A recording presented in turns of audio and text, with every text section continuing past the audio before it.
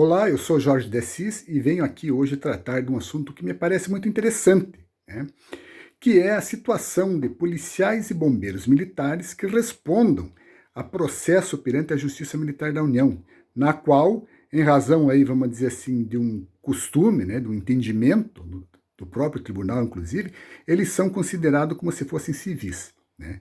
Mas civis não são, com certeza. Se nós olharmos para a Constituição, que deve ser sempre o nosso norte, nós vamos ver que no artigo 42 está bem claro que os militares estaduais são aqueles integrantes das polícias e corpos de bombeiros militares. E também, no artigo 144, parágrafo 6º, nós vamos ver que, apesar de estarem subordinados ao governador do Estado, os integrantes das polícias e dos corpos de bombeiros militares constituem força reserva e auxiliar do Exército. E, desta forma, eles podem ser convocados, né? Então, me parece que a Constituição de 88, inclusive, ela tornou militar um gênero, com duas espécies, militares federais e estaduais. Não bastasse isso, pelo Decreto-Lei 667, fica bem claro que a Polícia Militar pode ser comandada, inclusive, por um general de brigada ou oficial superior do Exército. O Decreto-Lei 667 é o que reestruturou as polícias militares e corpos de bombeiros em 1969. Né? Se esse oficial do Exército Superior ele for tenente-coronel, ele será comissionado no último posto da corporação e terá precedência sobre toda a instituição. Óbvio, né? Vai ser o comandante.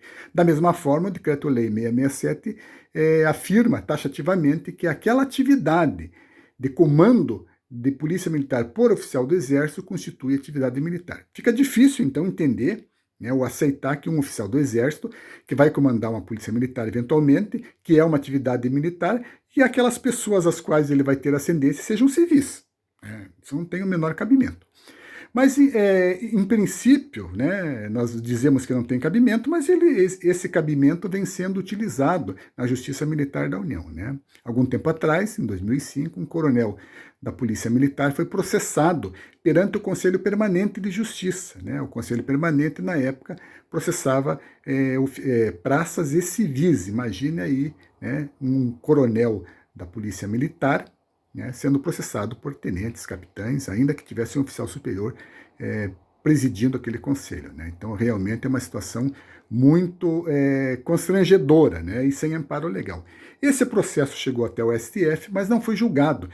O mérito desta questão, ele foi extinta a ação penal por inépcia da denúncia, e nós não pudemos ter um posicionamento do STF a respeito disso.